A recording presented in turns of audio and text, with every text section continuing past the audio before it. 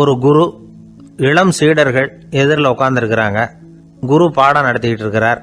சீடர்களுக்கு ஒரு ஆசை, அதாவது ஒரு முக்கியமான மந்திரத்தை நம்ம குருநாதர்கிட்ட இருந்து கற்றுக்கணும் அப்படிங்கிறது அவங்க ஆசை.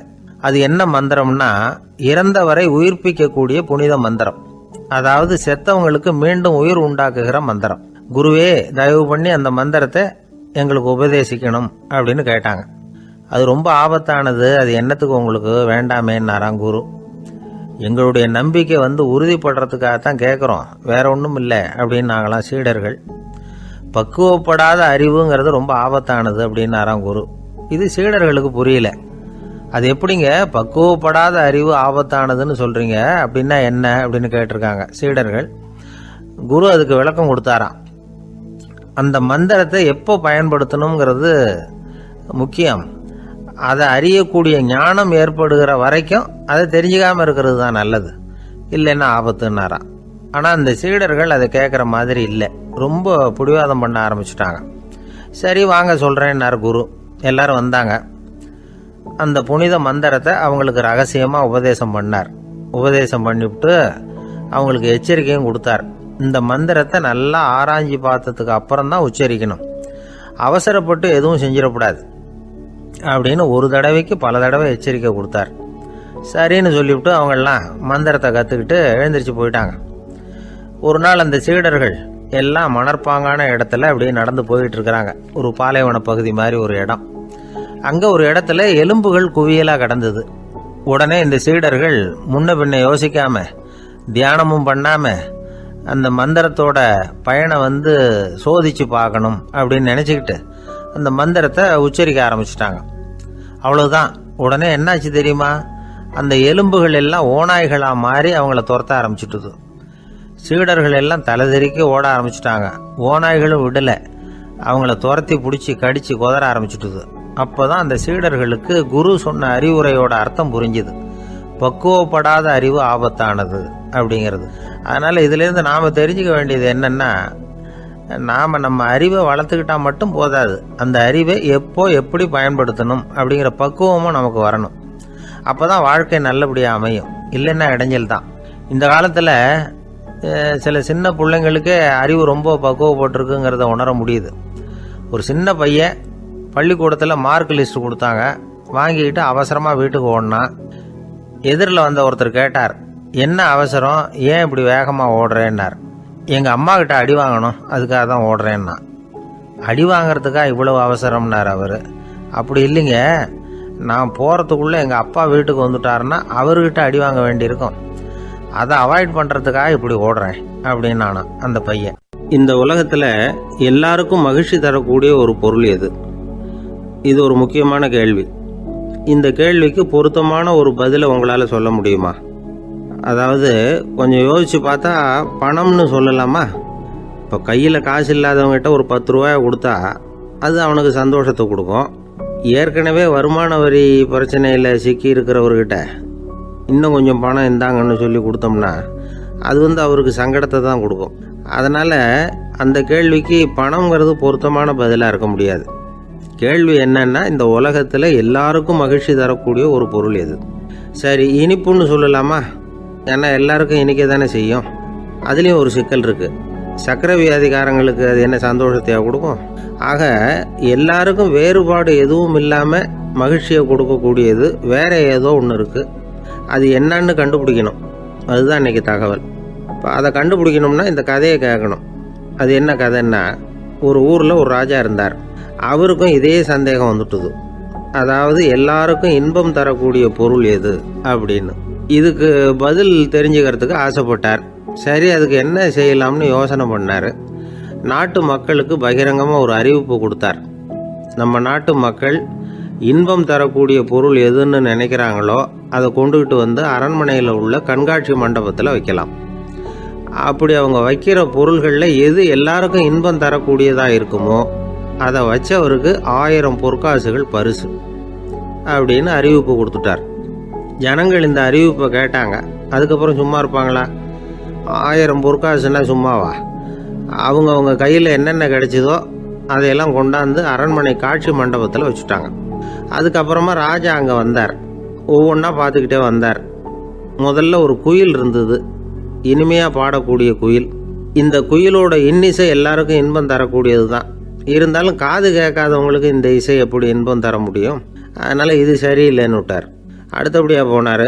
அங்கே என்ன வச்சுருக்குறாங்கன்னு பார்த்தா ஒரு அழகான மயில் அங்கே தோகை விரித்து ஆடிக்கிட்டு இருக்குது. இந்த மயிலோட ஆட்டம் மனசுக்கு இன்பம் தரக்கூடியது தான். இருந்தாலும் பார்வை இல்லாதவங்க இந்த ஆட்டத்தை பார்த்து ரசிக்க முடியுமா? முடியாது. அதனால் இதுவும் சரியில்லை அப்படின்னு சொல்லிவிட்டார். அதுக்கு அடுத்தபடியாக போனார். பல வகையான இனிப்பு பண்டங்களை வச்சுருந்தாங்க. பார்த்தார், வயசானவங்களுக்கும் நோயாளிகளுக்கும் இது இன்பம் தராது, துன்பம் தான் கொடுக்கும் அப்படின்னார். இப்படி ஒவ்வொன்றா பார்த்துக்கிட்டே போகிறார். அழகான மலர்கள், கனிகள், ஓவியங்கள் எதுவுமே பொருத்தமாக தெரியல. சகல பேருக்கும் இன்பம் தரக்கூடிய வகையில் எதுவும் இல்லை. கடைசியாக வந்தார். அங்கே ஒரு களிமண் பொம்மை இருந்தது. அது என்ன பொம்மை தெரியுமா? பசியால் வாடி இருக்கிற ஒருத்தருக்கு ஒரு அம்மா இனிமையாக பேசிக்கிட்டு சோறு போடுறது மாதிரி அந்த பொம்மையை செஞ்சுருந்தாங்க. அதுக்கு கீழே அன்பு அப்படின்னு எழுதியிருந்ததுதான். ராஜா பளிச்சுன்னு ஒரு முடிவுக்கு வந்தார். அந்த பொம்மையை செஞ்ச சிற்பியை வரவழைச்சார், பரிசு கொடுத்தார். அன்பு ஒன்று தான் எல்லாருக்கும் இன்பம் அளிக்கக்கூடிய பொருள். காது கேட்காதவங்களும் அதை கேட்க முடியும், பார்வை இல்லாதவங்களும் அதை பார்க்க முடியும், குழந்தைகளும் அதை உணர முடியும் அப்படின்னு அதுக்கு விளக்கம் கொடுத்தார் அந்த மன்னர். இந்த உலகத்தில் எல்லாருக்கும் மகிழ்ச்சி தரக்கூடிய ஒரு பொருள் அன்பு தான். அதை புரிஞ்சுக்கிட்டு தான் சில கணவன்மார்கள் மனைவி பேரில் ரொம்ப அன்பை காட்டிக்கிறது வழக்கம். ஒரு வீட்டு வாசப்படி பக்கமாக மழைக்கு ஒதுங்கினார் ஒருத்தர். மழை தூரிக்கிட்டு இருந்தது, இருட்டு நேரம். அந்த வீட்டில் இருந்தவர், இன்னைக்கு ராத்திரி வேணும்னா இங்கேயே தங்கிட்டு காலையில் போங்க அப்படின்னார். உடனே இவர் சொன்னார், ரொம்ப நன்றிங்க, ஒரு 10 நிமிஷத்தில் இதை வந்துவிடுறேன் அப்படின்னு சொல்லிவிட்டு எங்கேயோ ஓடினார். 10 நிமிஷம் கழித்து திரும்பி வந்தார். ஆமாம், எங்கே போயிட்டு வந்தீங்கன்னு கேட்டார் வீட்டில் இருந்தவர். நேராக எங்கள் வீட்டுக்கு போய் மனைவி கிட்ட இன்னைக்கு ராத்திரி இங்கேயே தங்கிக்கிறேன்னு சொல்லிவிட்டு வந்துட்டேன் அப்படின்னார் அவர். அன்புல இது ஒரு ரகம். இந்த உலகத்தில் எவ்வளவோ உயிரினங்கள் இருக்கு, ஒவ்வொன்றும் ஒவ்வொரு விதமாக சண்டை போடுது. இப்போ 2 மாடு சண்டை போட்டுக்குதுன்னு வச்சுங்க, என்ன பண்ணும்? 2 முட்டிக்கும். அதுக்கு சண்டை போடுறதுக்கு ஆயுதமாக உபயோகப்படுறது அதோட கொம்பு. 2 சேவல் சண்டை போட்டுக்குதுன்னு வச்சுங்க, அதுக்கு ஆயுதமாக உபயோகப்படுறது அதோட கால் நகம். காலால் தான் அது ஒன்றோட ஒன்று சண்டை போட்டுக்கும். ஆனால் 2 மனுஷன் சண்டை போட்டுக்கிறான்னு வச்சுங்க, இவன் இன்னதை தான் ஆயுதமாக உபயோகப்படுத்துவான்னு குறிப்பிட்டு சொல்ல முடியாது. கல்லை எடுப்பான், கத்தி எடுப்பான், துப்பாக்கி எடுப்பான், என்ன வேணாலும் பண்ணுவான். வாயால் திட்டுவான், கையால் அடிப்பான், காலால் உதைப்பான், சகலகலாக வல்லவன். விலங்குகள்லாம் பொதுவாக வாயை சாப்பிட்றதுக்கு மட்டும்தான் உபயோகப்படுத்துது.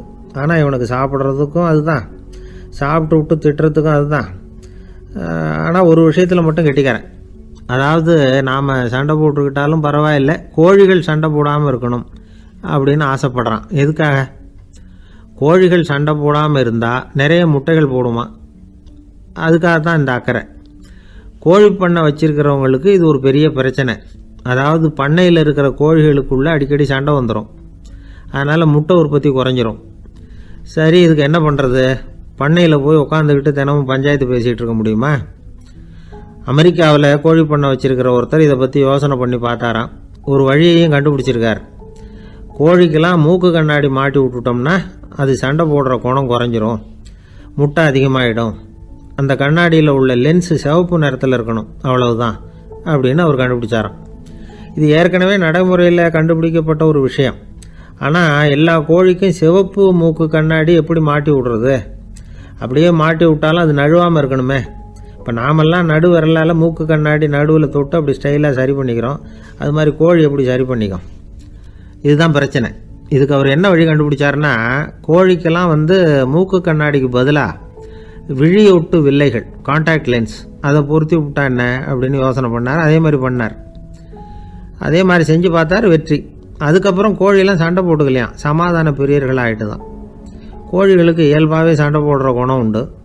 ஆனால் அதோட கண்ணுக்கு பார்க்குற பொருள்லாம் ரோஜா நிறத்துலையோ அல்லது இன்னும் சொல்ல போனால் அழுத்தமான சிவப்பு நிறத்துலையோ தெரிஞ்சதுன்னா சண்டை போடுற குணம் குறைஞ்சிருதான். அந்த சமயத்தில் அது அதிகமாகவும் முட்டையிட ஆரம்பிச்சுடுதான். அதே நேரத்தில் இறை எடுக்கிறத கூட குறைச்சிக்குதான். இது ஏன் இப்படி பண்ணுதுங்கிறது விஞ்ஞானிகளுக்கு இன்னமும் புரியலையா. எப்படியோ அமெரிக்க கோழிகள்லாம் கான்டாக்ட் லென்ஸ் பொருத்திக்க ஆரம்பித்தாச்சு. கோழி கழுத்தை பிடிச்சிக்கிட்டு ஒரு சில வினாடிகளில் அதை பொருத்தி போடுறாங்களாம். கோழியோட ஆயுள் பூரா அது அப்படியே இருக்குமா. பண்ணையில் முட்டை உற்பத்தி குறைஞ்சா இது மாதிரி விஞ்ஞானபூர்வமாக பரிகாரம் தேடுறது தான் நல்லது. நமக்கு வேண்டியப்பட்ட ஒருத்தர் அவர் ஒரு கோழி பண்ணை வச்சுருந்தார். அந்த பண்ணையில் பாதி கோழி திடீர்னு செத்து போச்சு. உடனே ஒரு கால்நடை மருத்துவர்கிட்ட போக வேண்டியது தானே. அங்கே போகல, உள்ளூரில் மந்திரம் பண்ணிகிட்டு இருந்த ஒரு சாமியார்கிட்ட போனார். அவர் காலில் விழுந்தார். சாமி, என் பண்ணையில் பாதி கோழி செத்து போட்டுதுன்னார். சாமியார் யோசனை பண்ணார். சரி, பண்ணையில் வாசப்படி கிழக்கு பக்கமாக வச்சுருக்கியா மேற்கு பக்கமாக வச்சுருக்கியான்னு கேட்டார். கிழக்கு பக்கமாக இருக்குன்னார் அவர். அதுதான் தப்பு, மேற்கு பக்கமாக அதை மாற்று சரியாக போடும்னாராம். அதே போல் இவர் போய் மாற்றிவிட்டார். அப்பவும் பாதி செத்து போச்சு. மறுபடியும் சொன்னார், சாமி மறுபடியும் பாதி கோழி செத்து போட்டுதேன்னார். சரி, கூரை எப்படி போட்டிருக்க, ஓடு போட்டிருக்கியா இல்லை கீத்து போட்டிருக்கியான்னார். ஓடு போட்டிருக்கேன்னாராம் அவர். அதுதான் தப்பு, அதை கீத்து போட்டுரும் சரியாக போடும்னாராம். சரின்னு போய் அதையும் மாற்றி பார்த்தார். மறுபடியும் போயிட்டுது, கோழி செத்து போச்சு. வந்தார், மறுபடியும் பாதி செத்து போச்சு சாமின்னு வந்தார். இவரும் யோசனையை மாற்றி மாற்றி சொல்லிகிட்டே இருக்கிறார். இப்படி அவரும் மாற்றி மாற்றி பார்த்தார். 6வது தடவையாக அவரை தேடிட்டு வந்தார். அந்த சமயத்தில் இவர் ரொம்ப தீவிரமாக யோசனை பண்ணி பார்த்துட்டு, அது சரிப்பா, நீயே என்கிட்ட சளைக்காமல் வந்துக்கிட்டு இருக்கிற, நானும் யோசனை சொல்லிகிட்டு இருக்கேன்.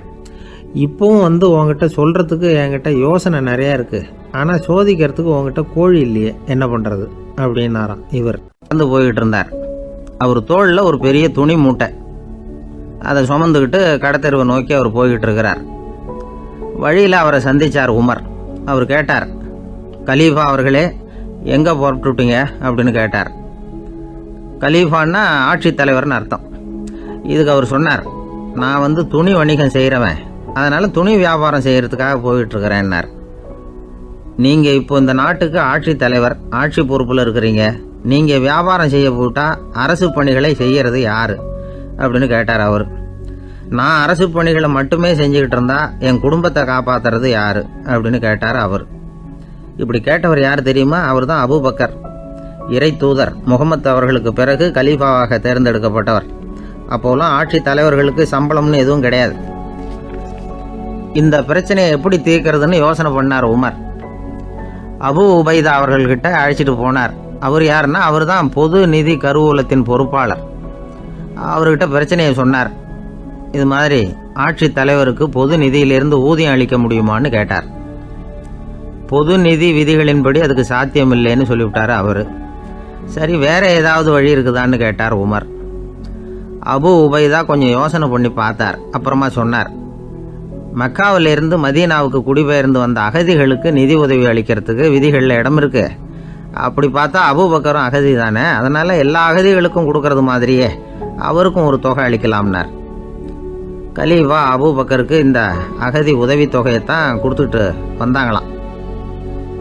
குடும்ப செலவுக்கு அது போதுமானதா இல்லை. இருந்தாலும் கலீஃபாங்கிறதுக்காக மற்ற அகதிகளை விட அதிகமாக தொகையை பெற அவர் விரும்பல. மார்பு பக்கம் கிழிஞ்சிருந்த ஒரு மேலாடையை தான் அவர் அணிஞ்சிருந்தார். அவருடைய துணைவியார் அஸ்மா, அவங்க ஒரு நாள் தேன் அருந்த ஆசையாக இருக்குன்னாங்களாம். நமக்கு கிடைக்கிற ஊதியம் குடும்ப செலவுக்கே போதுமானதா இல்லையே, இந்த நிலையில் தேன் வாங்கிறதுக்கு காசுக்கு நான் எங்கே போவேன்ருக்கார் அவர். கொஞ்ச நாள் கழித்து அவங்க ஒரு தொகையை அவர்கிட்ட கொடுத்து தேன் வாங்கிட்டு வர சொன்னாங்களாம். இவருக்கு ஆச்சரியம், ஏது இந்த பணம்னு கேட்டிருக்காரு. நீங்கள் தினமும் குடும்ப செலவுக்காக கொடுத்துக்கிட்டு வந்த பணத்தில் கொஞ்சம் கொஞ்சமாக மிச்சப்படுத்தி வச்சேன்னாங்களாம். அபூபக்கர் அந்த பணத்தை எடுத்துக்கிட்டு நேராக பொது நிதி கருவூல பொறுப்பாளர்கிட்ட போனார். இந்த பணத்தை பொது நிதியில் சேர்த்துருங்க, இது அதிகப்படியாக எனக்கு தரப்பட்டு வந்த ஊதியம், அடுத்த மாதத்துலேருந்து இந்த தொகையை குறைச்சிங்கன்னு வேற சொல்லிவிட்டாராம். பசியை தணிக்க தேவையான அளவு உணவு, ஒரு ஜோடி உடை, இதை தவிர கூடுதலாக மக்கள் பொது நிதியிலிருந்து வாங்கிக்கிறதுக்கு என் குடும்பத்தாருக்கு உரிமை இல்லை அப்படின்னு சொல்லி கண்டிப்பாக சொல்லிவிட்டாராம். அவர் வாங்கிட்டு வந்த இந்த குறைந்த ஊதியம் கூட அவர் மனசை உறுத்திக்கிட்டே இருந்தது. கடைசி நேரம் அவர் தம்முடைய மகள் ஆயிஷா அவர்களை அழைச்சார். மகளே, இதுவரைக்கும் பொது நிதியிலிருந்து நான் வாங்கிட்டு வந்த தொகை என்னுடைய இதயத்தில் பாரமாக அழுத்திக்கிட்டு இருக்கு. என் தோட்டத்தை விற்று அதில் வர்ற பணத்திலிருந்து நான் இதுவரைக்கும் வாங்கிட்டு வந்த ஊதிய தொகையை கணக்கு போட்டு பொது நிதியில் சேர்த்துடு அப்படின்னாராம். பதவி ஏற்கிறதுக்கு முன்னாடி தன்கிட்ட இருந்ததை விட இப்போ கூடுதலாக என்ன சொத்து இருக்குன்னு பார்த்துருக்கார். ஒரு ஒட்டகம், ஒரு கோப்பை, ஒரு பணியாள். இதையும் அடுத்தபடியாக கலீஃபாவா வர்றவர்கிட்ட ஒப்படைச்சிருங்க அப்படின்னு விட்டாராம். அதே மாதிரி அடுத்து வந்த உமர்கிட்ட ஒப்படைச்சாங்க. அப்போ உமர் சொன்னாராம், அபூபக்கரே, இந்த முன்மாதிரியால் உங்களுக்கு பிறகு இந்த ஆட்சி பொறுப்பை ஏற்கிறவர்களை பெரும் நெருக்கடிக்கு ஆளாகி விட்டீங்க. அப்படின்னு சொல்லி ரொம்ப கண் கலங்கினாராம். கடைசியாக அபூபக்கர் தன்னுடைய குடும்பத்தாருக்கு விட்டு சென்ற சொத்து ஒரு படுக்கை விரிப்பு, ஒரு போர்வை, அவ்வளவுதான். இது சிந்திக்க வேண்டிய ஒரு செய்தி. ஒரு ஊரில் ஒரு மன்னர் இருந்தாராம். அமைச்சர் அவர்கிட்ட சொன்னாராம், மன்னா, நம்ம ராஜ்யத்தில் இனிமே லஞ்ச ஊழலே இருக்காதுன்னாராம். ஆஹா, அப்படின்னா ஊழல் பேர் வழிகளையெல்லாம் நாடு கடத்தியாச்சா அப்படின்னு கேட்டிருக்காரு மன்னர். இதுக்கு அவர், அப்படி இல்லைங்க, இனிமே கொடுக்கறதுக்கு ஜனங்கள்கிட்ட பணமே இல்லை அப்படின்னாராம். ஒரு நண்பர் இருக்கார். எப்போ பார்த்தாலும் கையில் ஒரு புத்தகம் இருக்கும். புத்தகம் இல்லாமல் எங்கேயும் புறப்பட மாட்டார். எதுக்காக இப்படி எடுத்துகிட்டு போகிறீங்க அப்படின்னு கேட்டால், எனக்கு இது ஒரு நல்ல நண்பன் மாதிரி. இந்த காலத்தில் எங்கே போனாலும் காத்திருக்க வேண்டியிருக்கு. அது மாதிரி சமயத்தில் நான் நண்பன் கூட பேசிக்கிட்டு இருப்பேன் அப்படிம்பாரான். ஒருத்தர் ஒரு பெரிய அரச பதவியில் இருந்தார். அவர் பதவியிலேருந்து இறங்க வேண்டிய சூழ்நிலை. அரசு கொடுத்துருந்த வீட்டை விட்டுட்டு வெளியில் வர்றார். வரும்பொழுது 2 கையிலையும் 2 பெட்டியை எடுத்துகிட்டு வந்தாராம். சார், உங்களுடைய உடைமைகள் அப்படின்னு கேட்குறாங்க அங்கே இருந்த ஊழியர்கள். இவர் தன்னுடைய கையில் இருக்கிற பெட்டியை காட்டி, இதுதான் என்னுடைய சொத்து அப்படின்னாராம். ஒரு பெட்டியில் அவருடைய உடைகள், இன்னொரு பெட்டியில் அவர் விரும்பி படிக்கிற புத்தகங்கள், அவ்வளவுதான். இதுதான் இருந்துதான். புத்தகம் படிக்கிறது மனசுக்கு நல்லதுங்கிறது நமக்கு தெரியும். புத்தக வாசிப்பு உடம்புக்கும் நல்லதுங்கிறாங்க. அது நமக்கு ஆச்சரியமாக தான் இருக்குது. ஒரு நபர் ஒரு வருஷத்தில் சராசரியாக 2000 பக்கங்களை படிச்சிருக்கணுமா, யுனெஸ்கோ பரிந்துரை. ஆனால் நம்ம நாட்டில் நாம் சராசரியாக படிக்கிறது 32 பக்கங்கள், அவ்வளவுதான். இவ்வளவுக்கு நம்ம நாட்டில் 6000த்துக்கும் மேற்பட்ட நாளேடுகள், 2000த்துக்கும் மேற்பட்ட இதழ்கள், மலர்கள், இவ்வளவு இருந்தும் சரியாக வரல. இந்த உலகத்தில் முதல் நூலகம் எங்கே எப்போ ஆரம்பமாச்சு தெரியுமா? கிமு 2500ஆம் ஆண்டில் அது ஆரம்பமாயிருக்குது. பாபிலோனியாவில் அமில் அணு அப்படிங்கிற அரசன் தான் நூலகத்தை உருவாக்கி இருக்கிறான். அப்போல்லாம் தாள் கிடையாது, களிமண் தான். களிமண் பலகைகளில் எழுதி அது தொகுத்து அப்படியே நூலாக்கி அதை நூலகத்தில் வச்சுருப்பாங்களாம்.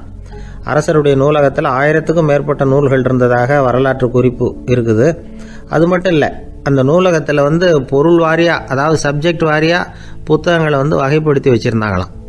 அதில் மிச்சம் இருந்த ஒரு 25 களிமண் பலகை புத்தகங்கள் இன்றைக்கும் பிரிட்டிஷ் அருங்காட்சியகத்தில் இருக்குதான். அச்சு, தாள் இதெல்லாம் ஏற்பட்டதுக்கு அப்புறம் அமைக்கப்பட்டது தான் பிரான்சில் இருக்கக்கூடிய பாரிஸ் நூலகம். 1480 பிரெஞ்சு மன்னர் 11ஆம் லூயி இந்த நூலகத்தை அமைச்சாராம். ஆனால் அப்போல்லாம் அரசர்கள் மட்டும்தான் நூலகத்தை பயன்படுத்த முடியுமா. அதுக்கப்புறம் 17ஆம் நூற்றாண்டில் இந்த முறை மாறி பொதுமக்கள் அங்கே போகலாம், படிக்கலாம் அப்படிங்கிற நிலைமை வந்துதான். போட்லியன் நூலகம் அப்படின்னு அதுக்கு பேர், பாரிஸ் நகரத்தில் இருக்குது. அங்கே தான் நூல்களின் பட்டியல் தயாரிப்பு பணி ஆரம்பமாச்சு. கல்வி வளர்ச்சியையும் நூலகத்தையும் இணைச்சவர் நெப்போலியன் போனபார்ட். முன்பணம் செலுத்தி புத்தகத்தை படிக்கிற முறையையும் அவர் தான் கொண்டுட்டு வந்தாராம். மக்கள்கிட்ட வசூலிக்கிற வரியின் ஒரு பகுதியை நூலகத்துக்கு பயன்படுத்தினவரும் அவர் தானா. நெப்போலியன் நூலகத்தில் உலகத்தில் உள்ள எல்லா மொழி நூல்களும் இருக்குதான். அங்கே ஒரு தமிழ் நூலும் இருந்திருக்குது. அது என்னென்னா கம்பராமாயணம். சோவியத் யூனியனுக்கு படையெடுத்து போனப்போ அங்கேருந்து லட்சக்கணக்கான புத்தகங்களை இந்த பனிச்சறுக்கு வாகனங்கள் இருக்குல்ல, அதில் கொண்டுகிட்டு வந்ததாக வரலாறு. அடுத்தபடியாக குறிப்பிட்டு சொல்லத்தக்க நூலகம் எதுன்னா பிரிட்டிஷ் நூலகம். மிக பழைய கையெழுத்து பிரதியெல்லாம் கூட அங்கே இருக்குது. 1753 ஆரம்பமாச்சு. அதில் உள்ள நூல்களை வரிசையாக அடுக்கினா 180 கிலோமீட்டர் நீளத்துக்கு வருமா. மிகப்பெரிய நூலகம் அமெரிக்க தலைநகர் வாஷிங்டனில் இருக்குதான்.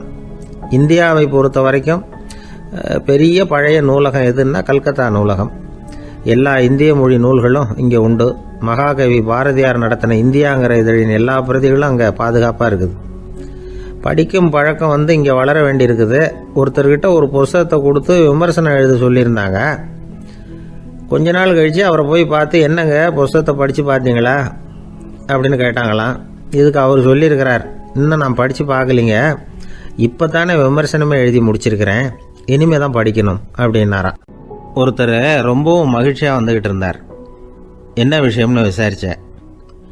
நான் தோற்று போயிட்டேன், அதுதான் மனசுக்கு மகிழ்ச்சியாக இருக்குது அப்படின்னார்.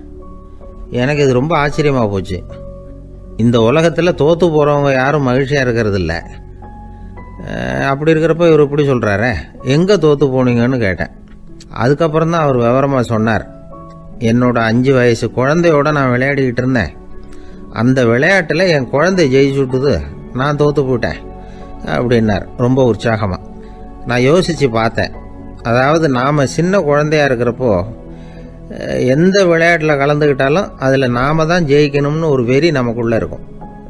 நம்மளை எதிர்த்து விளையாடுறவர் நல்லவரா கெட்டவரா, பெரியவரா சின்னவரா அப்படிங்கிறதெல்லாம் முக்கியம் கிடையாது. அவர் தோற்று போகணும், நாம் ஜெயிக்கணும், அதுதான் முக்கியம். எதிரியை சந்தோஷப்படுத்த விளையாடுகிற கலை அப்போ நமக்கு தெரியறதில்ல.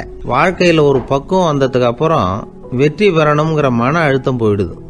போட்டியில் ஜெயிக்கணுங்கிறத விட குழந்தையை சந்தோஷப்படுத்தணுங்கிறது முக்கியமாக போச்சு. ஜெயிக்கணுங்கிற வெறி ஓடி போட்டுது. ஒரு குழந்தையாக இருந்தப்போ நம்ம வளர்ச்சிக்கு உதவிய வெறி பெரியவனானதுக்கு பிறகு நமக்கு எதிரியாக மாறுது. அதை சரியான சமயத்தில் நாம் புரிஞ்சுக்கிட்டோம்னா போதும், நாம் பொழைச்சிக்கலாம். ஒவ்வொரு மனுஷனுமே வாழ்க்கையோட அடுத்த கட்ட வளர்ச்சியில் அடி எடுத்து வைக்கிற நேரத்தில் தன்கிட்ட இருந்து ஏதோ ஒரு குணத்தை அல்லது தன் குணம் இருந்த ஏதோ ஒரு உறவை நாம் இழக்கத்தான் வேண்டியிருக்குது. ஒரு கட்டம் வரைக்கும் உதவியாக இருந்த குணம் அடுத்த கட்டத்துக்கு தடையாக கூட மாறிடலாம்.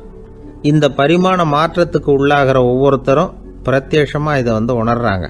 ஆனால் பல பேர் எப்படின்னா பழசை திறந்துவிட்டு புதிய கொள்கைகளை உருவாக்கிக்கிறதுக்கு இஷ்டம் இல்லாமல் இருந்துடுறாங்க, அல்லது அப்படி செய்ய முடியாமல் தவிக்கிறாங்க. இதையெல்லாம் மீறி அந்த பழசை திறந்துட்டா அதை இழந்ததால் உண்டாகிற மன அழுத்தம் சில காலத்துக்கு வருத்திக்கிட்டு தான் இருக்கும், வேறு வழி இல்லை. ஆரோக்கியமான ஒரு முன்னேற்றத்துக்காக அந்த மன அழுத்தத்தை தாங்கிக்கத்தான் வேணும் அப்படிங்கிறாரு அந்த உலக புகழ்பெற்ற மேதை ஒருத்தர், இந்த ஸ்காட் பெக் அப்படிங்கிறவர்.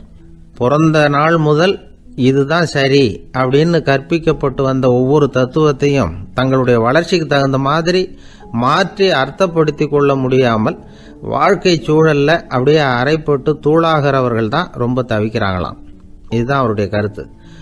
பெரும்பாலும் மனிதர்களுடைய நடுத்தர வயசில், அதாவது 30 தாண்டுகிற சமயத்தில் தான் இந்த தவிப்பு உண்டாகுதான். இதை தான் மேற்கத்திய நாடுகளில் அடிக்கடி மிட் லைஃப் கிரைசிஸ் அப்படின்னு சொல்கிறாங்க. அப்பப்போ பழசையெல்லாம் தொலைச்சி விட்டு புதுசாக பிறக்கிறதுக்கு கற்றுக்கணும்.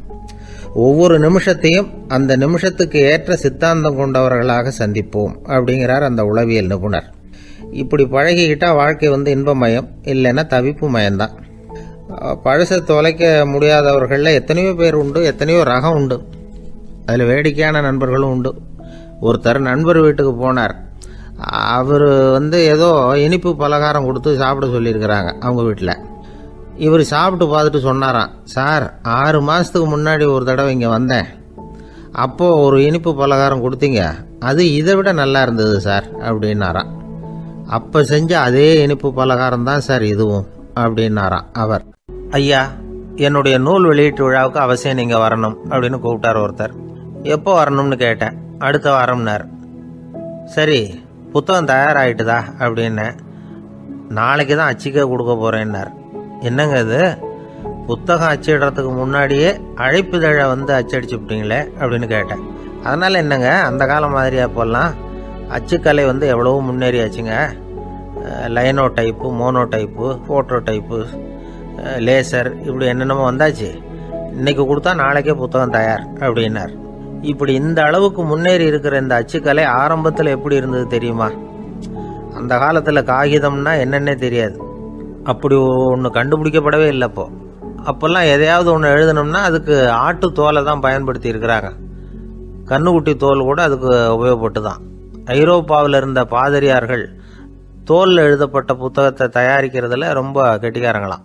எகிப்து, அப்புறம் மத்திய தரைக்கடல் ஓரத்தில் உள்ள நாடுகள், இங்கெல்லாம் தோல் தான் எழுது பொருளாக பயன்பட்டு வந்திருக்குது. ஆனால் நம்ம நாட்டில் ஓலைச்சுவடிகளை எழுத்துக்கு பயன்படுத்தி இருக்கிறாங்க. எழுதுறதுக்கு தோலை பயன்படுத்தினவங்க பிறகு பேப்பரைஸ் அப்படிங்கிற கோரை புல்லை அதுக்கு பயன்படுத்தினாங்களாம். இதெல்லாம் அப்படி கொஞ்சம் கொஞ்சமாக கண்டுபிடிச்சிட்டு வந்திருக்கிறாங்க. அந்த புல்லை கச்சிதமாக நறுக்க வேண்டியது, நல்லா பதப்படுத்த வேண்டியது, அதுக்கப்புறம் அதில் எழுத வேண்டியது, அவ்வளவுதான். பேப்பருங்கிற சொல்லே இந்த பேப்பைரஸ் அப்படிங்கிறதுலேருந்து வந்தது தான். அதுக்கப்புறம் தான் காகிதம் வந்தது. இதை முதல்ல சீன நாட்டில் தான் கண்டுபிடிச்சாங்க. அது வந்த பிறகு அச்சு எந்திரம் கண்டுபிடிக்க வேண்டிய அவசியம் ஏற்பட்டது. அதை கண்டுபிடிச்சவர் ஜெர்மானிய அறிவியல் அறிஞர் ஜான் கூட்டன்பர்க். அச்சு கலைக்கு அடித்தளம் அமைச்சவர் அவர் தான். ஜெர்மனியில் மெயின்ஸ் அப்படிங்கிற ஊரில் 1399 பிறந்தார். அவரோட மாமன் ஒருத்தர் உலோக வேலையில் வல்லவர். அவர்கிட்ட அந்த வேலையை கற்றுக்கிட்டார். அதோட வைர கற்களை பட்டை தீட்டுறதுலையும் ரொம்ப தேர்ச்சி பெற்றிருந்தார். இளம் வயசுலேயே சும்மா இருக்க மாட்டாராம். எதை செஞ்சாலும் அதை திறமையாக செய்வாராம். அவர் தான் முதல்ல மர அச்சு எழுத்துக்களை உருவாக்கினார். அது மேலே மை தடவி பிரதிகள் எடுத்தார். அதுக்கப்புறம் உலோக எழுத்துக்கள், முதல்ல காரியம், அப்புறம் இரும்பு, அப்புறம் கலப்பு உலோகம், பிறகு அச்சடிக்கிறதுக்கு எந்திரம் ஒன்றையும் உருவாக்கினார். முதல்ல பைபிள் அச்சடித்தார். 1468 அவர் இறந்து போனார். 16ஆம் நூற்றாண்டில் மேலை நாடுகளிலிருந்து மர எழுத்துக்களை கொண்டுகிட்டு தமிழ்நாட்டில் கிறிஸ்துவ நூல்களை அச்சிட்டாங்க. அப்போல்லாம் அச்சகங்கள் போதிய அளவுக்கு இங்கே இல்லை. அதுக்கு என்ன காரணம்னா, இந்தியர்கள் அச்சகங்களை நடத்தக்கூடாது அப்படின்னு சட்டம். 1835 வரைக்கும் அந்த சட்டம் நடைமுறையில் இருந்தது. இந்த நிலைமையில் அங்கேயும் இங்கேயுமா 1-2 அச்சகங்கள் ஆரம்பமாச்சு. 1713 தரங்கம்பாடியில் லூத்தரன் மிஷன் அச்சகம், அதே ஆண்டில் சென்னையில் SPCK அச்சகம். இது ரெண்டும் தான் இந்தியாவில் முதல்ல தொடங்கப்பட்ட அச்சகங்கள். ஆட்டுத்தோல்லையும் ஓலைச்சுவடியிலையும் எழுதப்பட்ட எழுத்துக்கள் இன்னைக்கு எங்கேயோ போயிட்டுது. ஆனால் நம்ம ஊரில் எழுத்தாளர்கள் நிலைமை தான் ஒன்றும் சொல்லிக்கிறது மாதிரி இல்லை. நம்ம ஆள் ஒருத்தர் சொன்னார், சார், நான் சொந்தத்தில் ஒரு அச்சாபீஸ் வச்சுருந்தேன், இப்போவும் வச்சுருக்கிறேன். அதனால் என்னுடைய படைப்புகளை புத்தகமாக வெளியிடுறதில் எனக்கு ஒன்றும் கஷ்டம் இல்லை. வருஷத்துக்கு ஒரு புத்தகம் எழுதி வெளியிட்டுருவேன். 15 வருஷமாக இலக்கிய உலகத்துக்கு இப்படி சேவை செஞ்சுக்கிட்டு வர்றேன். ஆனால் இந்த வருஷம்தான் வாசகர்கள் எனக்கு பாராட்டு விழா நடத்தி இருக்கிறாங்க அப்படின்னார். இந்த வருஷம் அப்படி என்ன விசேஷம் அப்படின்னு கேட்டோம்.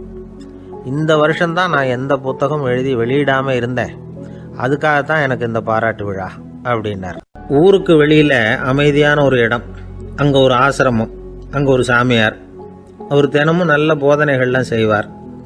பல பேர் போய் அங்கேயே சில நாள் தங்கி இருந்து அவர் சொல்கிற அறிவுரைகளை எல்லாம் கேட்டுக்கிட்டு வர்றது வழக்கம். ஒரு தடவை அவரை பார்த்துட்டு போகிறதுக்காக 3 வெளியூர் தம்பதிகள் வந்தாங்களாம். அந்த மடத்திலேயே சாப்பிட்டுக்கிட்டு தங்கி இருந்து அவங்களுடைய போதனைகளை கேட்டுக்கிட்டு போகணுங்கிறது அவங்க நோக்கம். காலையில் குளிச்சுட்டு பூஜையில் உட்காந்தார் அந்த சுவாமி. இவங்களும் குளிச்சுட்டு அந்த பூஜையை பார்க்கறதுக்காக அவர் முன்னாடி உட்காந்தாங்க. பூஜை ஆரம்பமாச்சு. சம்பிரதாயப்படி அது ரொம்ப நேரம் நடந்துக்கிட்டே இருக்குது. இவங்களுக்கு நல்ல பசி இருந்தாலும் இந்த நேரத்தில் அதை எப்படி வெளியில் காட்டிக்கிறது? பேசாமல் இருந்தாங்க. அந்த சுவாமி பூஜையை முடித்தார். அதுக்கப்புறம் பேச ஆரம்பித்தார். பேச்சு அருமையாக தான் இருந்தது, அமிர்தமாக தான் இருந்தது. இருந்தாலும் இவங்களுக்கு இருக்கிற வயிற்று பசி அது சரியாக கவனிக்க விடலை. அந்த சுவாமியே இதை கவனிச்சதா தெரியல. இவங்களுக்கு மனசுக்குள்ள ஒரு எண்ணம், உள்ளே சாப்பாடு தயாராகிட்டு இருக்கும் போல இருக்கு, இந்த பேச்சு முடிஞ்சது நம்மளை உள்ளே அழைச்சிட்டு போய் சாப்பாடு போடுவாங்கன்னு நினைக்கிறோம் அப்படின்னு இவங்களாம் நினச்சிக்கிட்டாங்க. ஆனால் சுவாமி இதை பற்றி எதுவுமே பேசலை, கண்டுக்கலை. ஒரு அம்மாவால் அதுக்கு மேலே சும்மா இருக்க முடியுமா? முடியல. சாப்பாட்டை கவனிக்கலாமா அப்படின்னு சொல்லி மெதுவாக ஆரம்பித்தாங்க. ஓ, கவனிக்கலாமே அப்படின்னு உள்ளே அழைச்சிட்டு போனார் சுவாமி. இவங்க ரொம்ப அவசரமாக எழுந்திருச்சு உள்ளே ஓடினாங்க. அங்கே ஒரு மேஜை மேலே ஒரு கிண்ணம் மூடி இருந்தது. ஓ, இதுதான் சாப்பாட்டு மேஜை போல இருக்கு, இங்கே சாப்பாடு வந்துடும் அப்படின்னு நினச்சாங்க. உடனே போய் சுற்றி உட்காந்துக்கிட்டாங்க. சுவாமி அந்த கிண்ணத்தை எடுத்து அந்த அம்மா கிட்ட கொடுத்தார். அவங்க அதை வாங்கி மூடியை திறந்து பார்க்குறாங்க. உள்ளே ஒரு சாவி இருக்குது. ஓ, சரிதான், இது சமையலறை சாவி போல இருக்கு, அங்கே போய் அதை திறந்து சாப்பாட்டை நாமே எடுத்துக்கிட்டு இங்கே வச்சுக்கிட்டு சாப்பிடணும் போல இருக்கு அப்படின்னு நினச்சாங்க. சாவி இருக்கு இல்லையா, வாங்க பூட்டு நிறையா காட்டுறேன் அப்படின்னு சுவாமி அவங்கள அழைச்சிட்டு போனார், காட்டினார். இவங்க அந்த அறையை ரொம்ப ஆவலோடு திறந்தாங்க. உள்ளே பார்த்தா அங்கே அரிசி, பருப்பு, விதவிதமான காய்கறி எல்லாம் இருக்குது.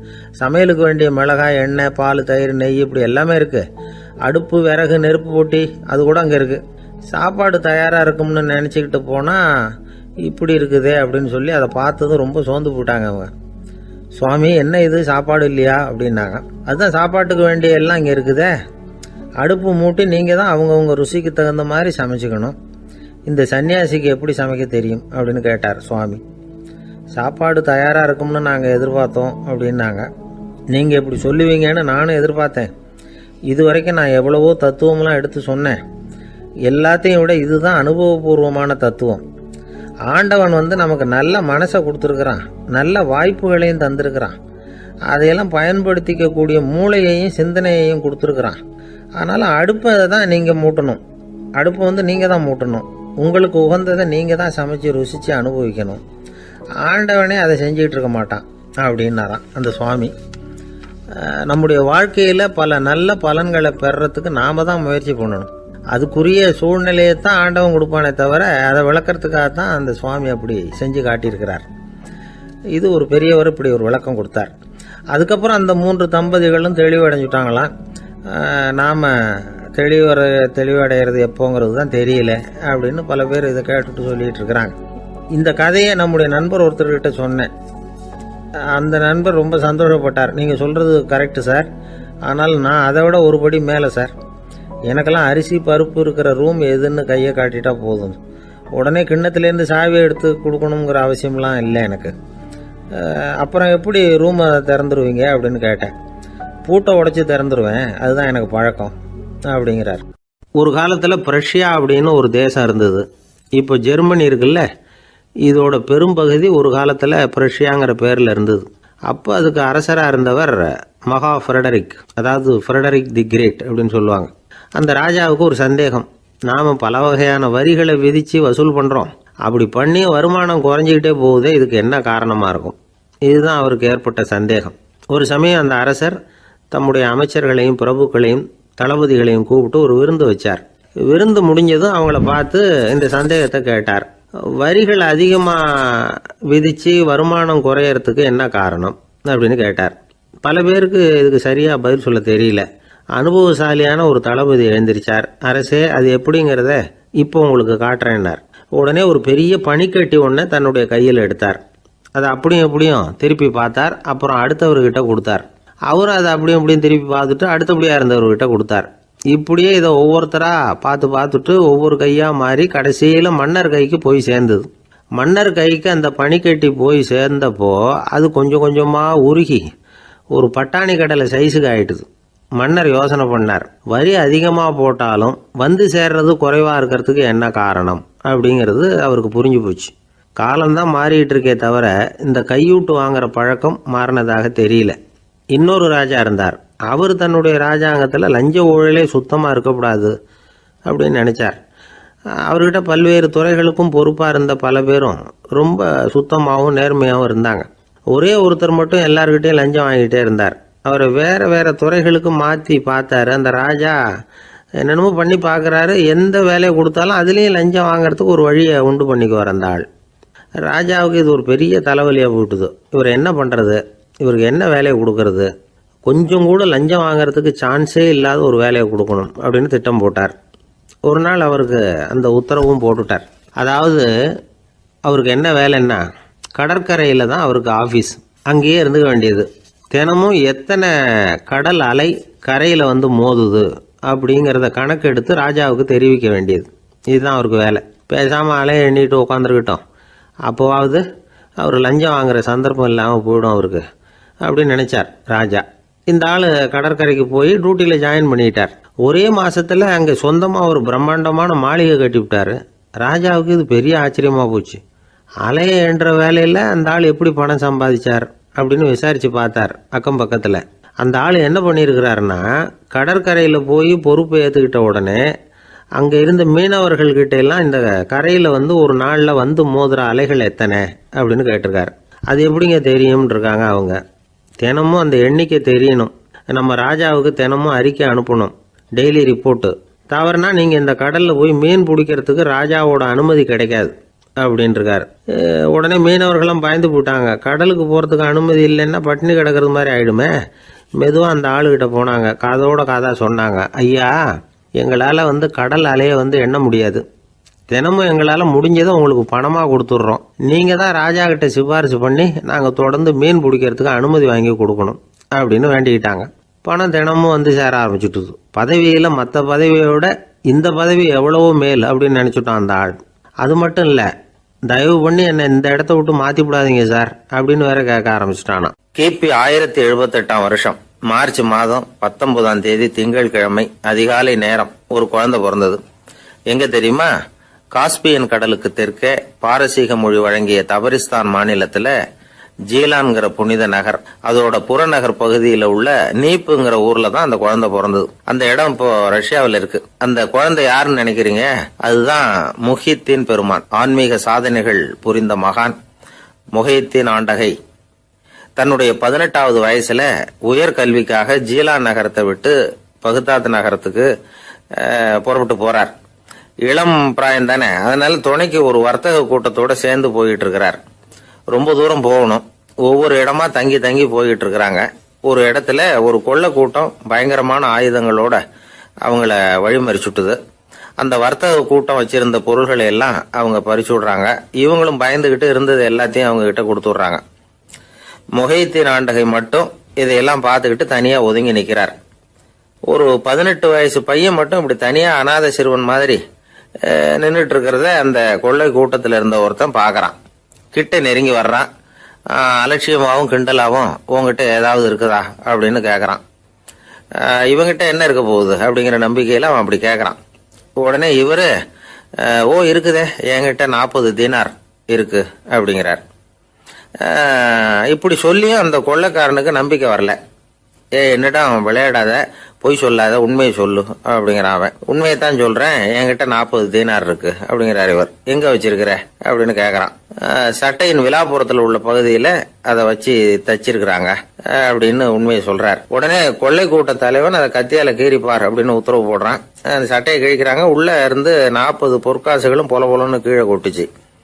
அதை பார்த்த உடனே அந்த கொள்ளை கூட்ட தலைவன் மலைச்சு போய் நின்னுட்டான்.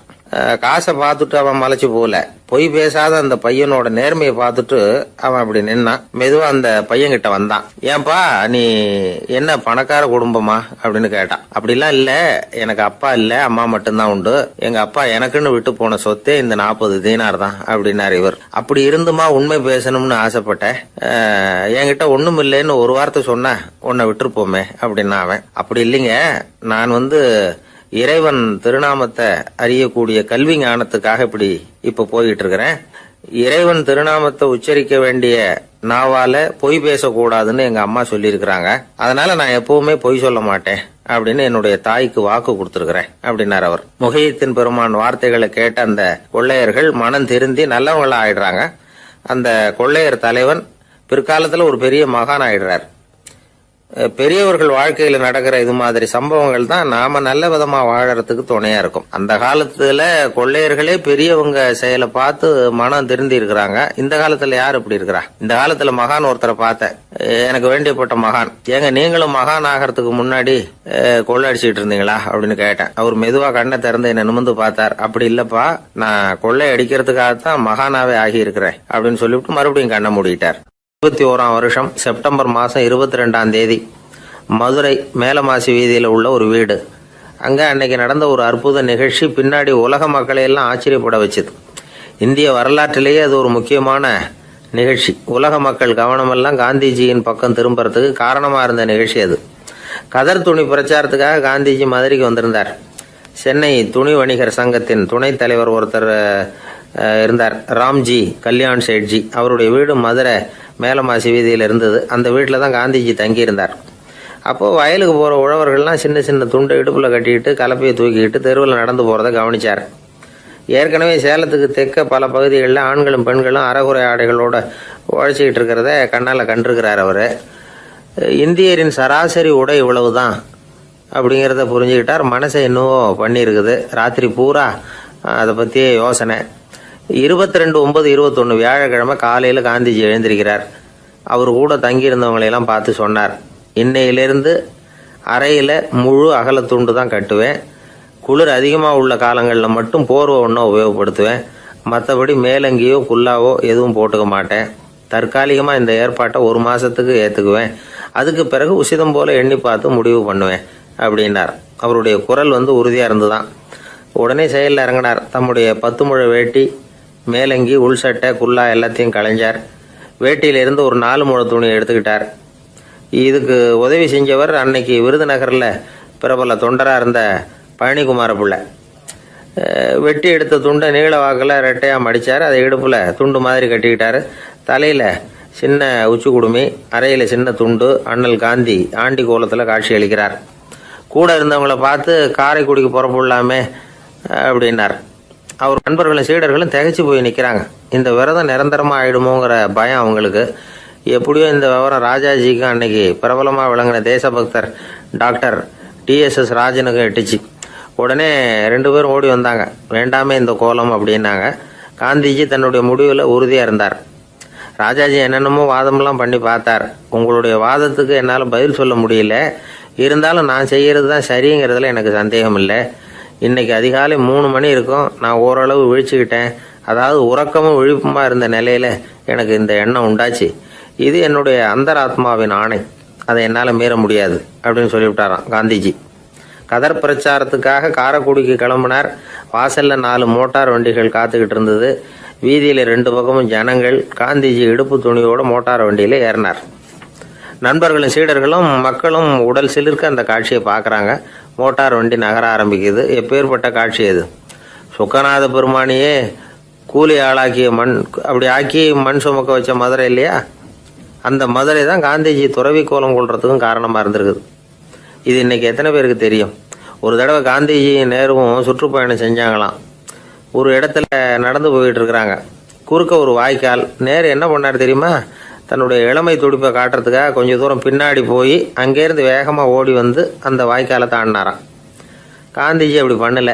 பக்கத்தில் இருந்த பாலம் வழியா அந்த வாய்க்காலை கடந்து வந்தார்.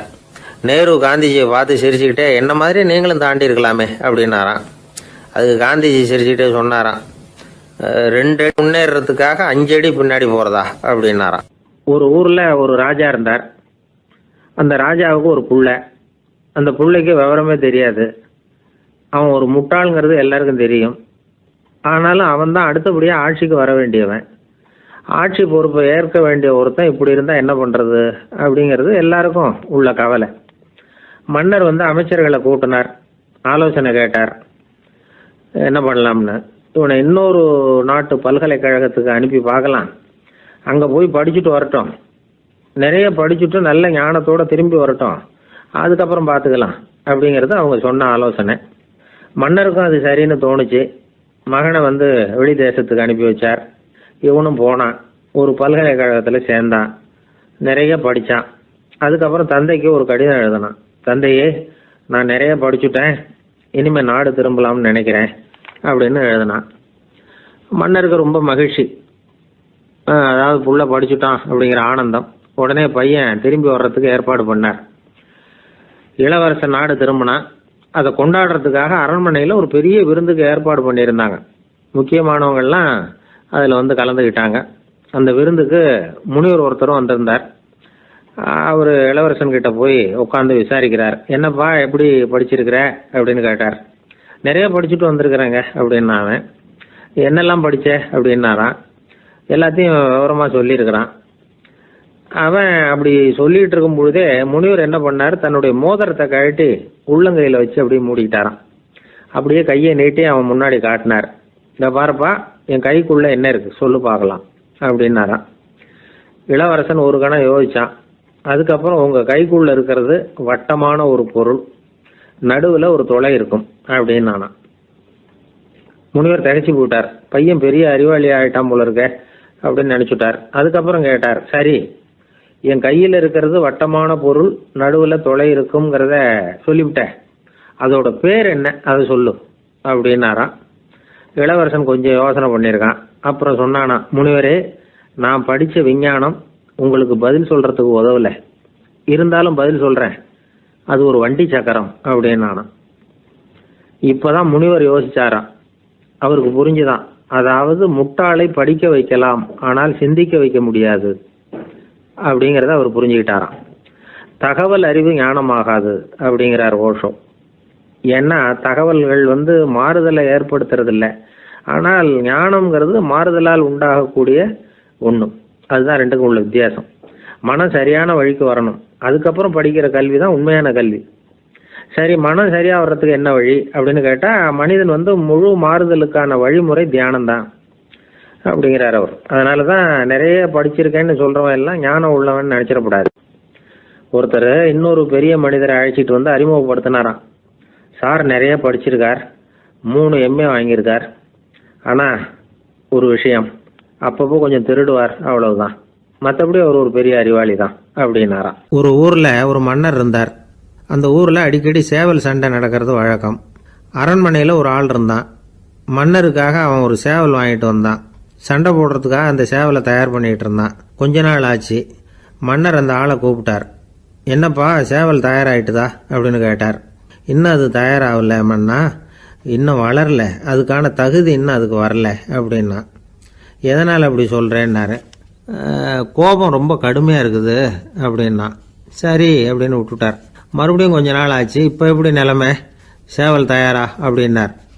இன்னும் இல்லை அரசே, மற்ற சேவல் எங்கேயாவது கூவுற சத்தம் கேட்டால் உடனே இது பரபரப்பாயிடுது, பக்கத்தில் ஒரு சேவலின் நிழலை கண்டா கூட இது பரபரப்பாயிடுது அப்படின்னா. சரி இன்னும் கொஞ்ச நாள் ஆகட்டும்னு விட்டுட்டார். கொஞ்ச நாள் ஆச்சு. இப்போ மறுபடியும் விசாரித்தார். இன்னும் நம்ம சேவலுக்கு அந்த தகுதி வரலமன்னா, போராட்ட உணர்வு அதுக்கு இன்னும் இருந்துக்கிட்டு தான் இருக்குது, உள்ளே மெதுவாக தான் எரிய ஆரம்பிச்சிருக்குது போராட்ட உணர்வு, அப்படி இருக்கக்கூடாது, அது பற்றி எரிய வேண்டாமா அப்படின்னா. இன்னும் கொஞ்ச நாள் ஆச்சு. இப்போ எப்படின்னு கேட்டார். இப்போ அவன் சொன்னான், மன்னா கிட்டத்தட்ட அது போருக்கு தயாராகிட்டுது அப்படின்னு நினைக்கிறேன்னா. எதனால் அப்படி சொல்கிற அப்படின்னு கேட்டார். மற்ற சேவலின் குரலை கேட்டால் அது அசைகிறதே இல்லை, ஒரு பொம்மை மாதிரி ஆயிடுது, அதுக்கு உள்ள ஒரு நுட்பமான விழிப்புணர்வு வந்துட்டுது, அதனால் அது அமைதியாக இருக்குது, மௌனமாக இருக்குது. இனிமேல் அதுக்கு இணையான சேவலே கிடையாது. வெற்றி பெற அது போராட வேண்டிய அவசியமே இல்லை, அதை பார்த்த உடனே எதிரி சேவல்கள் பயந்துட்டு ஓடி போடும் அப்படின்னு சொன்னானான். அந்த சேவலை வளர்த்தவர் சி சிங் சு அப்படின்னு பேர். இந்த சுசுகி சொன்ன கதையும் அது. ஞானிகள் என்ன சொல்கிறாங்க தெரியுமா, அந்த சேவலின் ரகசியத்தை நீயும் கற்றுக்கொள், நீ அப்படி ஆயிடு, சண்டை போடாமலே வெற்றிகள் பெறுகிற நுட்பத்தை புரிந்துகொள். இதுதான் ஞானிகள் உபதேசம். ஒரு குருக்கிட்ட ஒருத்தன் போயிருக்கிறான். எனக்கு சண்டை போட கற்றுக் கொடுங்கண்ணா. அதுக்கு என்ன செய்யணும்னார். என்ன உங்கள் மாணவனாக சேர்த்துங்கண்ணா. சரி இப்போ உன்னுடைய பலம் என்னன்னு கேட்டிருக்கார். இப்போ நான் தனி ஆளாக இருந்து ஒரு 100 பேரை சமாளிப்பேன் நானா. சரி அப்படின்னா என்னுடைய மாணவனாக உன்னை சேர்த்துக்கிறேன்ருக்கார். சேர்த்துக்கிட்டார். 6 மாதம் பயிற்சி கொடுத்தார். அதுக்கப்புறம் இவனை கூப்பிட்டு கேட்டார், இப்போ உன்னுடைய திறமை எவ்வளவுன்னு. இப்போ நான் தனி ஆளாக இருந்து ஒரு 50 பேரை சமாளிப்பேன் நானா. இன்னும் உனக்கு பயிற்சி தேவைன்னாராம். தொடர்ந்து சில நுட்பங்களை எல்லாம் சொல்லி கொடுத்துருக்கிறார். 1 வருஷம் ஆச்சு. எல்லாத்தையும் கற்றுக் கொடுத்துட்டார். அப்புறம் கூப்பிட்டு கேட்டார், இப்போ உன்னுடைய திறமை எப்படிப்பா, எதிரிகள் எத்தனை பேரை உன்னால் சமாளிக்க முடியும்னாராம். அவன் சொன்னான், ஐயா எதிரிகளின் பலம் என்னங்கிறத புரிஞ்சிக்காம அதை நான் சொல்ல முடியாதுன்னு நானும். இனிமேல் உனக்கு பயிற்சி தேவையில்லை, போயிட்டு வான்னு அனுப்பி வச்சுட்டாரான். ஒரு உண்மையை நாம் புரிஞ்சுக்கணும். அதாவது அடிக்கிறதுக்கு நமக்கு துணிச்சல் தேவையில்லை, அடிக்காமல் இருக்கிறதுக்கு தான் துணிச்சல் தேவை. அடித்தா திருப்பி அடிக்கிறவன் மன உறுதி உள்ளவன் இல்லை, அடித்தா திருப்பி அடிக்காமல் இருக்கிறான் பாருங்க, அவன் தான் மன உறுதி உள்ளவன். ஒருத்தன் தலை திரிக்க வேகமாக ஓடிக்கிட்டு இருந்தான். நான் எங்கடா ஓடுற அப்படின்னா, எதுக்க வந்தவன், ஒரு சண்டையை நிறுத்தத்தான் இப்படி ஓடுறேன் அப்படின்ட்டுருக்கான். யாருக்கும் சண்டை, எனக்கும் இன்னொரு ஆளுக்கும் சண்டை அப்படின்னு நானா. அவன் எது ரொம்பவும் கஷ்டமான காரியம் அப்படின்னு கேட்டார் ஒருத்தர். ஒருத்தருக்கு ஒருத்தர் சண்டை போடாமல் இருக்கிறது தான் ரொம்ப கஷ்டமான காரியம் அப்படின்னு தோணுது. ஒரு நாட்டுக்கும் இன்னொரு நாட்டுக்கும் சண்டை, நாட்டுக்குள்ளேயே ஒரு குரூப்புக்கும் இன்னொரு குரூப்புக்கும் சண்டை. ஏன் சண்டை போட்டுக்கிறீங்கன்னு கேட்டு பாருங்கள். நாங்கள் சமாதானத்துக்காக தான் சண்டை போட்டுக்கிறோம் அப்படிம்பாங்க. வாழறதுக்காக பிறந்த மனுஷன் லட்சியத்துக்காக உயிரை விட தயார் அப்படின்னு சொல்லிகிட்டு இருப்பான். அப்படி உயிரை விடுறவங்கள நாமளும் பாராட்டுவோம். ஆனால் ஒன்றுமில்லாத விஷயங்களுக்கெல்லாம் சண்டை போடுறவங்களெல்லாம், அப்படிப்பட்டவங்களையும் சரி உயிரை விடுறவங்களையும் சரி என்னென்னு சொல்கிறது, யுத்தங்களாலேயும் சண்டைகளாலேயும் நாம் அடையிறது என்னங்கிறது ஒரு பக்கம் இருக்கட்டும், இழக்கிறது என்ன தெரியுமா, ஏராளமான உயிர்கள். ரத்தம் சிந்துறதுக்கு நான் தயார் அப்படின்னு மார்தட்டி சொல்லலாம். ஆனால் ரத்தம் சிந்தினா உயிர் காத்துக்கிட்டு இருக்க தயார் இல்லை. அதாவது உயிர் நமக்காக காத்துக்கிட்டு இருக்க தயார் இல்லை. இழக்கிற ரத்தத்தை ஈடுகட்டினா தான் உயிரை காப்பாற்ற முடியும். அதனால் இது சம்மந்தமாக ஆராய்ச்சி செய்கிற கட்டாயம் ஏற்பட்டு போச்சு. அதோட விளைவாக புதுசாக ஒன்றை கண்டுபிடிச்சிருக்கிறாங்க. அதுதான் செயற்கை ரத்த பொடி. இப்போ இந்த திடீர் சாம்பார் பொடி, திடீர் ரசப்பொடி, திடீர் காப்பி பொடி இப்படிலாம் சொல்கிறோம்ல, அது மாதிரி இது திடீர் ரத்த பொடி. இஸ்ரேல் ஒரு சின்ன நாடு, மக்கள் தொகை குறைச்சல், அதோட போர்கள் வேறு. அதனால் காயம்பட்டவங்களை காப்பாற்றியே தீர வேண்டிய கட்டாயம். காப்பாற்றணும்னா ரத்த இழப்பை தடுக்கணும். அப்படின்னா உடனடியாக புது ரத்தம் செலுத்தி ஆகணும். திடீர்னு ரத்தம் வேணும்னா எங்கே போகிறது? அதுவும் கிடைக்கிற ரத்தம் சேர்கிற குரூப்பாக இருக்கணும். ஒரு வேடிக்கை பார்த்தீங்களா, நான் வேறு குரூப்பு நீ வேறு குரூப்புன்னு இவன் சண்டை போடுறான். இதில் அடிபட்டவனுக்கு ரத்தம் கொடுக்க போனால் அதுலேயும் அது வேறு குரூப்பாக இருக்குது. அது ரத்தமும் வேறு வேறு குரூப்புன்னு சொல்லிகிட்டு இருக்குது. எந்த குரூப்பு ரத்தம் வேணும், அது உடனடியாக கிடைக்கலன்னா என்ன பண்ணுறது? இப்படிப்பட்ட கஷ்டம்லாம் நமக்கு வந்துடுது. இதுக்காக தான் விஞ்ஞானிகள் இந்த ரத்த பொடியை கண்டுபிடிச்சிருக்கிறாங்க. அதாவது ஒரு ஆள் அடிபட்டு போட்டான்னு வச்சுங்களேன், அவனுக்கு ரத்தம் கிடைக்கல, உடனே என்ன பண்ணலாம்? இந்த சுத்தப்படுத்தப்பட்ட தண்ணீரை கொஞ்சம் எடுத்துக்க வேண்டியது, அதில் இந்த ரத்த பொடியை கரைக்க வேண்டியது. இப்போ இந்த செயற்கை ரத்தம் வந்து தயாராகிட்டுது. இதை அந்த ஆள் உடம்புல ஏற்றி விட்ற வேண்டியது. இயற்கையாக நம்ம உடம்பில் இருக்கிற ரத்தம் என்னென்ன வேலை செய்யுதோ அதே வேலையை இதுவும் செய்யும். அதாவது ஆக்சிஜனை உடம்புல எல்லா இடத்துக்கும் எடுத்துகிட்டு போகுது. அந்த வேலையை இந்த செயற்கை ரத்தமும் செஞ்சுருது. ஆனால் ஒரு விஷயம், இந்த செயற்கை ரத்தம் ஒரு அவசரத்துக்கு தான் உபயோகப்படுத்தலாம், ஒரு முதல் உதவி மாதிரி. அதை அப்படியே நிரந்தரமாக விட்டுற முடியாது. பின்னாடி வந்து தேவையான குரூப்பு உண்மையான ரத்தம் கிடைச்ச உடனே அதை செலுத்திக்கணும். உண்மையான ரத்தத்தை 20லேருந்து 40 நாள் வரைக்கும் தான் பாதுகாக்க முடியும். அதுவும் குளிர்பதன பெட்டியில். அதுக்குள்ளே உபயோகப்படுத்தலைன்னா அது வீணாக போயிடும். இந்த ரத்த பொடி அப்படி இல்லை, எவ்வளோ நாள் வேணும்னாலும் அப்படியே வச்சுருக்கலாம், குளிர்பதன பெட்டியும் தேவையில்லை. ஆனால் ஒன்று, இது தண்ணியில் கலந்து செயற்கை ரத்தமாக ஆக்கிவிட்டா அதோட வலு 72 மணி நேரம் தான், அதாவது 3 நாள். அதுக்குள்ளே அந்த ஆசாமியை எங்கேயாவது ஆஸ்பத்திரிக்கு தூக்கிட்டு போய் உண்மையான ரத்தத்தை கொடுத்துடணும்.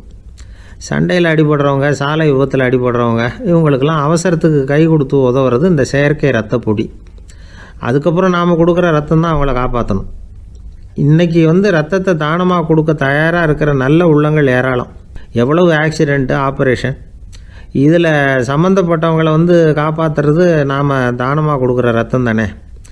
ஒரு ஆக்சிடெண்ட்டு, ஒரு ஸ்கூட்டர் ஒரு ஆள் மேலே மோதி விட்டுது, பார்த்து வரக்கூடாதா அப்படின்னா அந்த ஆள், நீ தான் பார்த்து நடக்கணும், ஏன்னா 20 வருஷமாக நான் அந்த ஸ்கூட்டரை ஓட்டிகிட்டு இருக்கிறேன் அப்படின்னானா இவன்.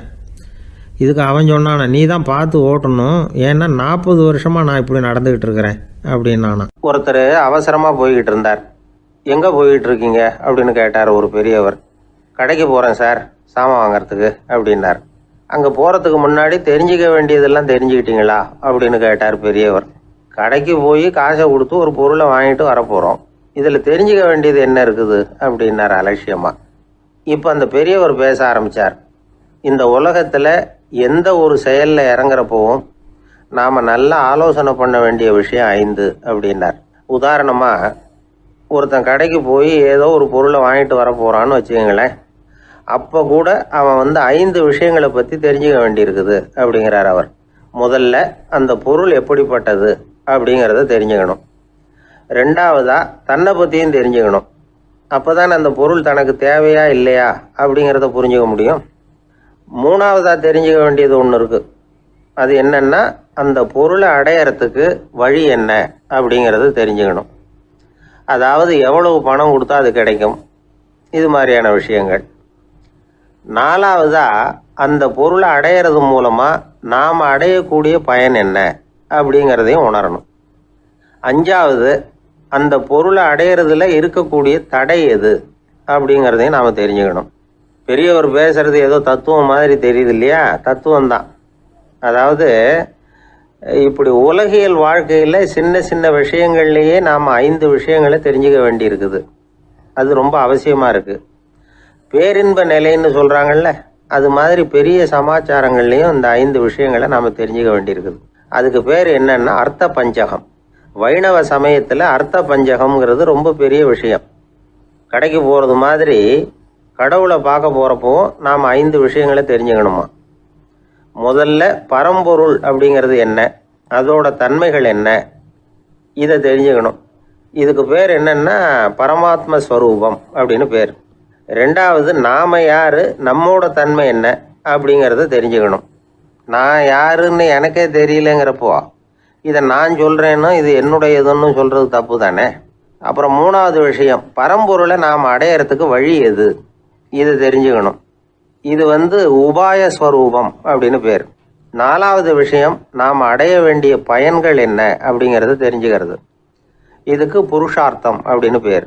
அஞ்சாவது, அந்த பயனை அடைய விடாமல் தடுக்கிற தடைகள் யாவை அப்படிங்கிறத தெரிஞ்சுக்கிறது. இது விரோதி ஸ்வரூபம். இதைத்தான் தடையியல் அப்படின்னு சொல்கிறாங்க. அதாவது பரமாத்மாவை பற்றிய அறிவு, ஜீவாத்மாவை பற்றிய அறிவு, உபாயம் பற்றிய அறிவு, புருஷார்த்தம் பற்றிய அறிவு, இந்த 4 அறிவுக்கும் எதிரடையா, அதாவது அதையெல்லாம் தப்பாக புரிஞ்சுக்கிறதால உண்டாகக்கூடிய அறிவு விரோதி சொரூபம். என்ன இது தகவலில் ஏதாவது கதை சொல்லுவீங்கன்னு பார்த்தா ஏதோ தத்துவம் பேசிக்கிட்டு இருக்கிறீங்களே அப்படின்னு நினைக்கலாம். இதுவும் தெரிஞ்சுக்க வேண்டிய ஒரு பெரிய விஷயந்தான். காதில் போட்டு வச்சா எப்போவாவது உபயோகப்படும். என்னுடைய நண்பர் ஒருத்தர் ஒரு நாள் என்கிட்ட சொன்னார், சார் அடுத்த மாதம் தஞ்சாவூரில் ஒரு கல்யாணம், போகிறதா வேண்டாமா அப்படின்னு ஒரே குழப்பமாக இருக்குது அப்படின்னார். நான் உடனே இந்த அர்த்த பஞ்சக உபதேசம் பண்ண ஆரம்பித்தேன். அவர் எல்லாத்தையும் பொறுமையாக கேட்டுவிட்டு, சரி சார் நான் போகிறதுன்னு முடிவு பண்ணிவிட்டேன்னார். எப்படி இந்த முடிவுக்கு வந்தீங்க அப்படின்னு கேட்டேன். அவர் சொன்னார், சார் அந்த 2வது பாயிண்ட் ஒன்று சொன்னீங்களே, அதை புரிஞ்சுக்கிட்டதுக்கு அப்புறம்தான் இந்த முடிவுக்கு வந்தேன் அப்படின்னார். என்ன 2வது பாயிண்ட்டுன்னு? அதாவது தன்னை பற்றி புரிஞ்சுக்கணும் அப்படின்னு சொன்னீங்க. உடனே என்னை பற்றி புரிஞ்சுக்கிட்டேன், நான் யாருங்கிறது எனக்கு தெரிஞ்சுது, உடனே போகிறது தான் நல்லது.